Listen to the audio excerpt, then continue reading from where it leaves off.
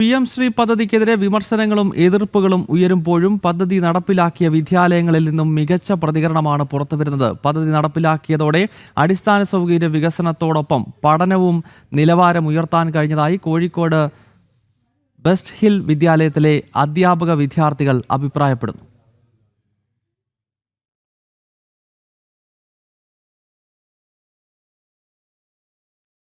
രമ്യ ഈ വാർത്തയുടെ വിശദാംശങ്ങളുമായി ചേരും. രമ്യ, നമുക്കറിയാം ഈ PM ശ്രീ പദ്ധതി എന്ന് പറയുന്നത് സ്കൂളുകളുടെ വിദ്യാഭ്യാസ സ്ഥാപനങ്ങളുടെ സാഹചര്യങ്ങളെ കൂടുതൽ മെച്ചപ്പെടുത്തുക എന്നുള്ളതാണ്. അപ്പോൾ ഈ വാർത്തയിൽ അത്ഭുതമായിട്ടൊന്നും തന്നെ ഇല്ല. കാരണം ഉത്തരഭാരതത്തിലേക്കുള്ള പല സംസ്ഥാനങ്ങളിലും ഇത് നടപ്പാക്കിയ സ്കൂളുകൾ എങ്ങനെയാണ് മാറിയത്, അവിടുത്തെ വിദ്യാഭ്യാസ സാഹചര്യങ്ങൾ എങ്ങനെ മാറി, കുഞ്ഞുങ്ങൾക്ക് അത് എങ്ങനെ ഗുണം ചെയ്തു, ഇത് നമ്മൾ തന്നെ നമ്മുടെ ഡൽഹി ബ്യൂറോ ഉൾപ്പെടെ ഇത്തരം വാർത്തകൾ ധാരാളമായി റിപ്പോർട്ട് ചെയ്തിട്ടുണ്ട്. പക്ഷേ കേരളത്തിൽ വളരെ ദൗർഭാഗ്യവശാൽ ഇവിടുത്തെ ഭരണകക്ഷി, അതോടൊപ്പം തന്നെ ഇവിടുത്തെ തീവ്ര ഇസ്ലാമിക സംഘടനകൾ ഇവരെല്ലാം എതിർത്തിരുന്നുവല്ലോ PM ശ്രീയെ പദ്ധതിയെ. ഇപ്പോൾ എന്താണ് ഈ പദ്ധതിയുടെ ഗുണം എന്നതിൻ്റെ ഒരു പ്രതീകമായി ഈ വിദ്യാലയം മാറുകയല്ലേ രമ്യ?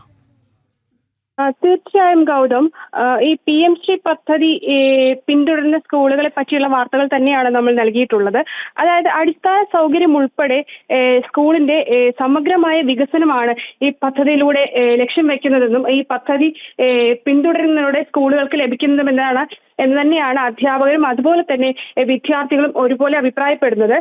കഴിഞ്ഞ ദിവസം നമ്മൾ സന്ദർശിച്ച കോഴിക്കോട്ടെ KV കേന്ദ്രീയ വിദ്യാലയം ഹയർ സെക്കൻഡറി സ്കൂളായിരുന്നു. ഈ സ്കൂളിലെ അധ്യാപകരോടും അതുപോലെ തന്നെ വിദ്യാർത്ഥികളോടും ഈ വിഷയവുമായി ബന്ധപ്പെട്ട് നമ്മൾ ഈ വിഷയം ചർച്ച ചെയ്തിരുന്നു.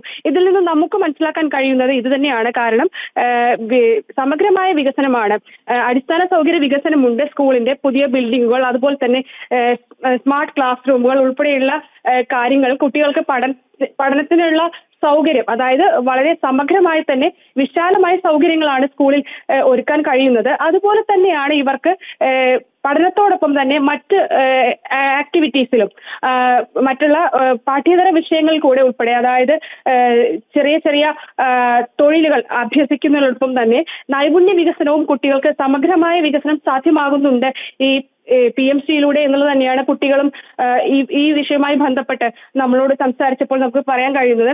ഈ ക്ലാസ് റൂമുകൾ കുട്ടികളുടെ വിദ്യാഭ്യാസത്തിന് അടിസ്ഥാനമായിട്ടുള്ള സൗകര്യങ്ങൾ ഒരുക്കുന്നു. നല്ല ക്ലാസ് റൂമുകളാണ്. അടിസ്ഥാന സൗകര്യങ്ങളെല്ലാം തന്നെ വിപുലമായി നടത്താൻ PM ശ്രീ പദ്ധതി പിന്തുടരുന്നതിലൂടെ കഴിയുന്നുണ്ട് എന്ന് തന്നെയാണ് അധ്യാപകർ പറയുന്നത്.